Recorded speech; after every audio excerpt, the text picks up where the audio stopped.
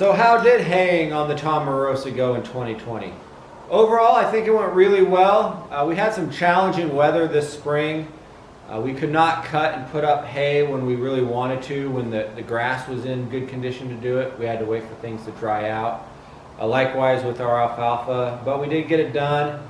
It was very hectic because we were also trying to get the barn finished, the dairy finished, get it through our licensing, and start producing milk as a certified dairy. So it was very challenging, but we got it done. We got the trolley installed in the barn, and that worked great. That was so much nicer for unloading than when we used to have to pitch off the wagons by hand. So we're very pleased with how that worked out.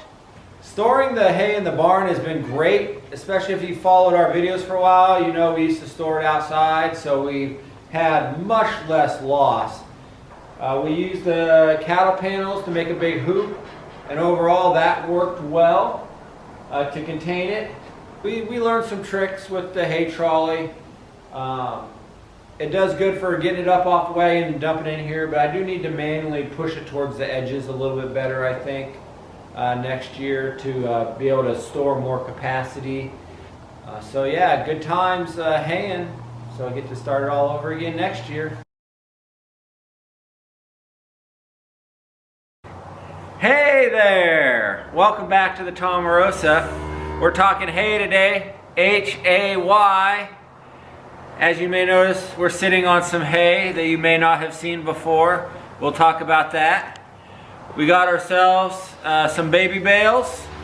That's what my dad called them. They're 3x4x8, 1,400 pound third cutting alfalfa. And we got 3 of them. Brought them home yesterday. That was exciting and fun, and we have footage to share with you on that.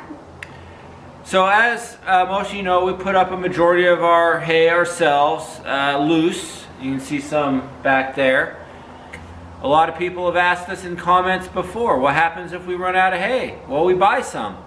So we haven't actually run out yet, but we did get these bales yesterday, like I mentioned. And the plan is to use the alfalfa now while the cows are milking, and save the remainder of our mostly grass hay until the cows are dry. They'll be dry for a couple months. They don't need as much nutrition, and so we're going to save the grass hay for that. Do you want to talk to them while they're hobbling around? Why I have lace-up leather boots on instead of rubber muck boots. Was the day before yesterday. I sprained my ankle. I landed on a piece of wood under the snow and it rolled my ankle.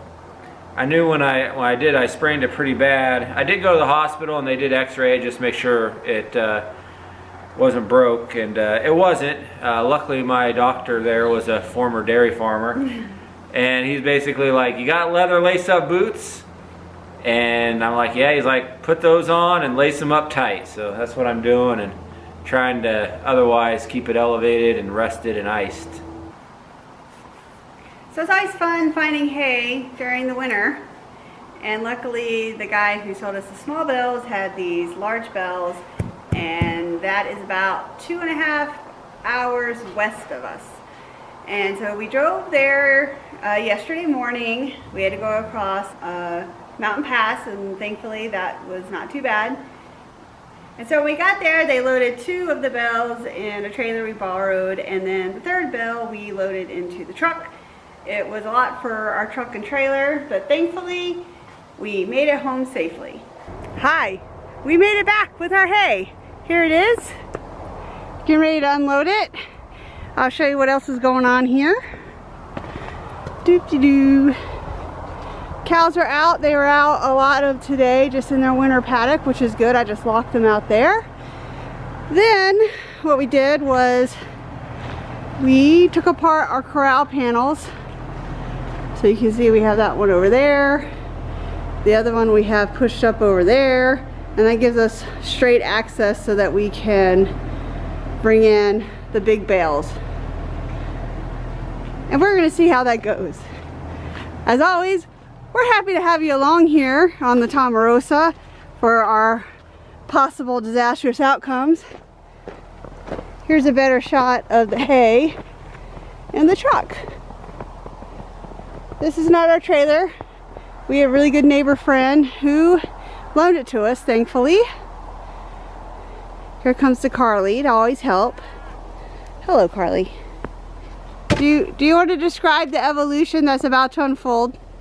Well, we're gonna dump the hay on the ground and then try and get it in the barn. Good plan. There they go. Harley was like, that was scary. Keep going.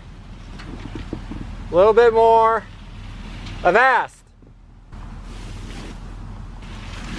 Keep going. Couple more feet. Well, thankfully that worked out well. The calves and the cows are not amused.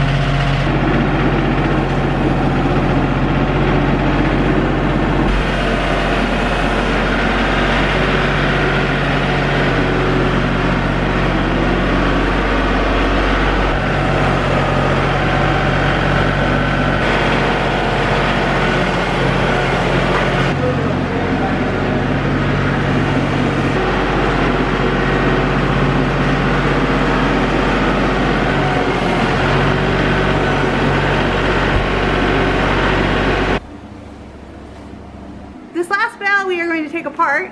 We've never had these size bales, so we're going to learn about it together. Ooh.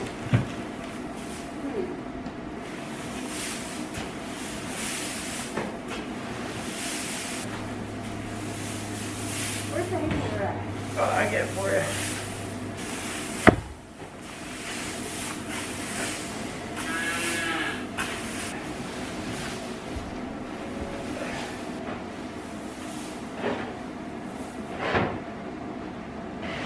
Oh my goodness, my mask is green. Camera is covered in dust. So as you can tell, that was super dusty. So one of those bales became this huge pile.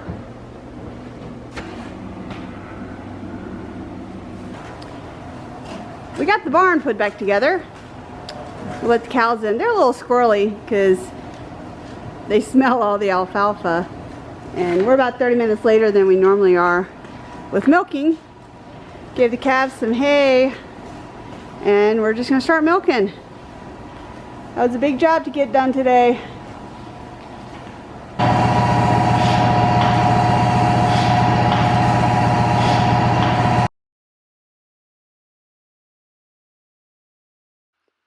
On our farm, we have about 37 acres of hay and pasture, and most of that is in grass.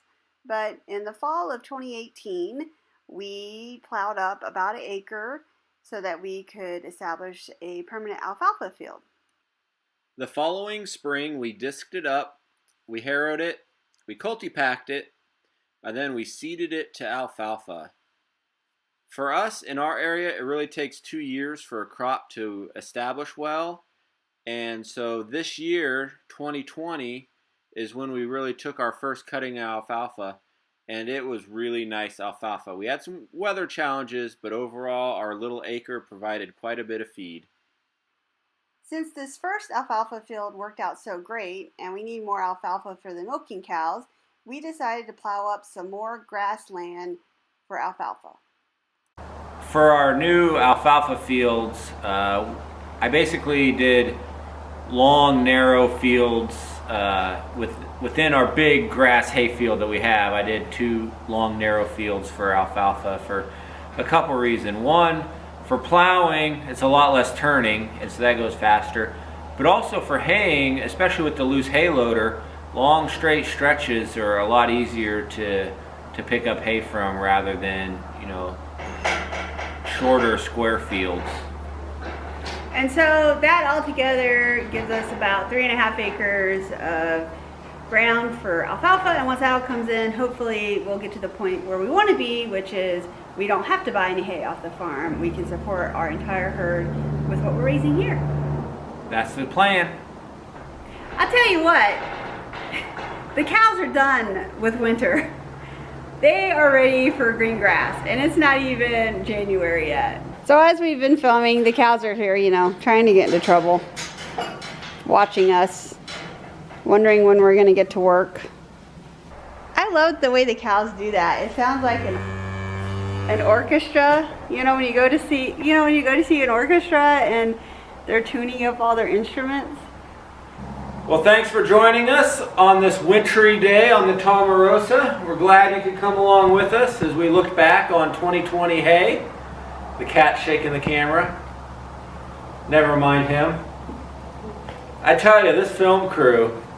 We need to get some professionals, really. All right, and as always, if you haven't subscribed, go ahead and subscribe. We like to see that we have subscribers, and so that you can get notifications of movies when we make them, and leave us comments because we like to get comments and communicate and share our journey with you. So thanks a lot for coming along. Especially if you like what we're doing. And I guess if you don't like what we're doing, you can also subscribe. You can hate watch. All right, good night. Good night. We obviously are tired, and yet we still have to do chores. Good times. I will say this about these big baby bales is the real reason we got them is for the baling twine, so I can fix stuff. Now these bales, they use some really heavy duty twine. This is the twine that they use on these baby bales, and this is regular baling twine. I mean, the green stuff, that's the bigger stuff. That's pretty heavy duty. So I'm excited about that. I think you're a little too excited about the failing twine. No.